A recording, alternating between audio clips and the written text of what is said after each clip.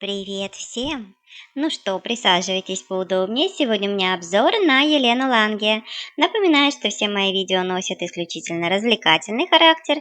В них я всего лишь высказываю свое личное и субъективное мнение.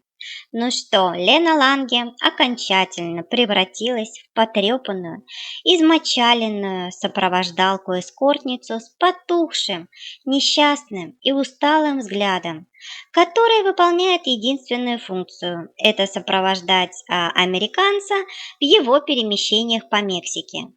Два бездомыша, трое Лена, продолжают бродяжничать по самым стрёмным, грязным и опасным районам Мексики, останавливаясь в самых дешевых отелях и колеся по самым жутким грязным дорогам и бездорожью с лужами и ямами. Очевидно, что маршрут был запланирован Трояном заранее, и в него входили исключительно его потребности. Он сам все планировал, и именно ему надо было ехать по Мексике этим маршрутом, именно в таком порядке. И, скорее всего, Трой планировал эту поездку заранее и не собирался брать с собой Ланге. Однако та, узнав, что планируется путешествие без нее, напросилась, бросила быстро и срочно детей и изо всех сил рванула в Мексику на чартерных рейсах с пересадками на перекладных. Трое суток добиралась одна по опасной Мексике, и все только ради того, чтобы предложить свои эскорт-услуги сопровождения американцу. Зачем Трой мотается по Мексике? Но судя по тому, что в машине всегда висят выглаженные и чистые рубашки, явно не за тем, чтобы заниматься серфингом и путешествовать. Троян очень мутная личность. Он якобы коуч по просветлению и развитию человеческого организма с помощью животворящих таблеточек типа БАДов. Сам Трой был когда-то жирным и вялым человеком, лежал на кровати в депрессии, не работал, не хотел женщин, да и вообще ничего не хотел по причине перманентной вялости основного прибора. Но испробовав всесильных пилюль и таблеточек, он вдруг воспрял всеми частями тела, в том числе и своим прибором, и вдруг начал оздоровляться, захотел женщин и почувствовал себя здоровым и молодым. Ну, по крайней мере, так звучит его история из его же уст, история становления его как коуча и как проповедника здорового образа жизни на смузях и на таблеточках. И сейчас он, в принципе, не имеет никакого постоянного места работы, офис его давно закрыт, и вообще он ему не принадлежал, был в аренде. Сотрудники давно уволены. В общем, осталась кучка таких же коучей, как Трой, с которыми они явно задумали осчастливить близкую к Америке Мексику и одарить мексиканцев знаниями о великой силе таблеток и пилюль под названием БАДы. По крайней мере, это пока единственное объяснение вот этим блошиным скачкам по Мексике и глаженным рубашкам в машине. Скорее всего, Троян возомнил себя проповедником, несущим добро народам Мексики, и ездит по городам и весям этой страны, чтобы найти новые пути сбыта своих таблеточек и пилюль, среди которых, возможно, есть и запрещенные на территории Америки. Так как было логичнее тогда колесить бы по Америке. Но там, видимо, не разрешено распространять именно эти таблеточки, поэтому Троян решил втюхивать свои пузырьки слабо разбирающимся в этом мексиканцам. И именно поэтому он запланировал себе вот этот маршрут, по которому он и едет целенаправленно и устремленно. А Ланге была взята им всего лишь для веселого времяпрепровождения и для создания имиджа успешного во всех отношениях человека. Ведь одинокому и неженатому до 46 лет странному коучу доверия мало. А вот если проповедник колесит по Мексике и косит под нормального, и якобы едет даже с женой, то доверия больше.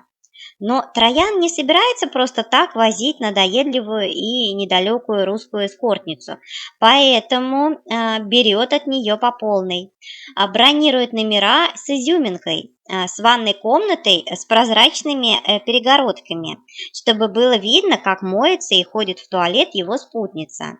Он же наслышан от предыдущего сожителя Майкла о суперспособностях Лены Ланге доставлять разного рода интимные услуги, ни в чем никогда не отказывая и на все соглашаясь. Поэтому Трой берет от Ланги все по полной программе. То у них в номере ванная прямо посреди спальни стоит, то она с прозрачными стенками, то вовсе огромные окна выходят прямо на бассейн, и все обитатели отеля наблюдают за их игрищами. В общем, Троян совершенно не собирался и не собирается считаться с Леной. Она всего лишь сопровождение, эскорт.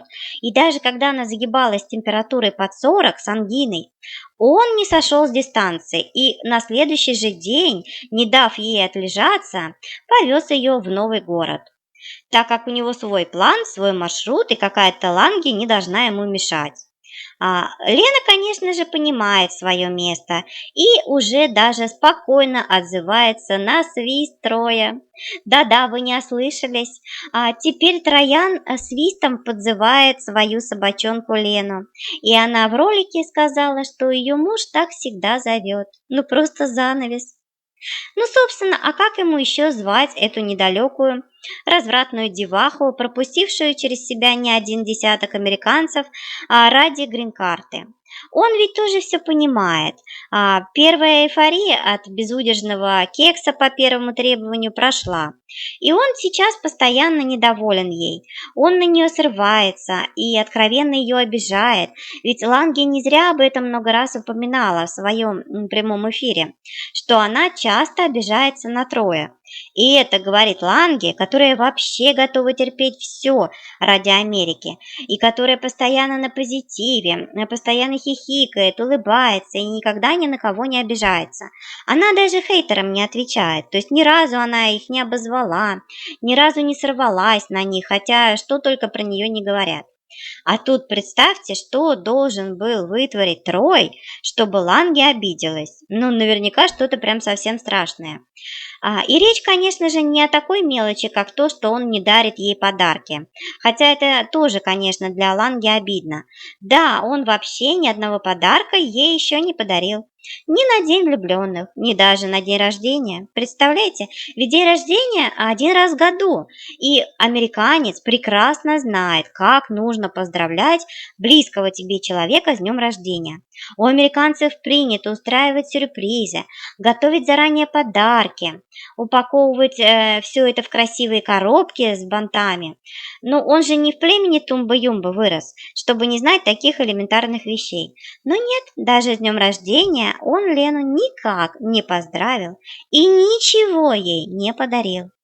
И вот в своем новом видео Лена Ланге, которая, конечно же, смотрит обзоры на себя и понимает, что даже со стороны это уже выходит за рамки приличия, решает записать оправдашки для собственного самоуспокоения. Типа я не меркантильная, а вот те, кто ждет от мужа цветы и подарки, те ничтожные меркантильные твари. И это говорит Ланге, который даже своих детей настраивает на то, что когда они вырастут, все деньги они должны отдавать маме.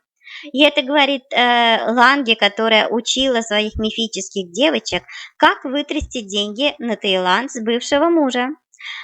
И записала целое пособие по вымоганию денег от бывших мужей и любовников. И это говорит Ланге, которая отжала у первого мужа машину, а у второго мужа отжала квартиру.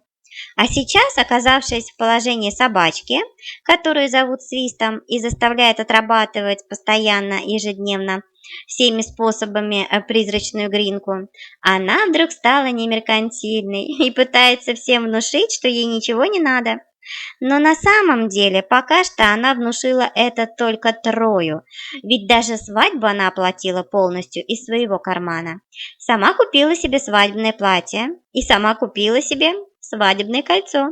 Сама оплатила фотографов и свадебную церемонию. И, конечно же, после этого Троян понял, что этой Лене ничего не надо. И, конечно же, он не собирается ей ничего дарить. Но Лена упорно не замечает, что она всего лишь собачонка при Трое.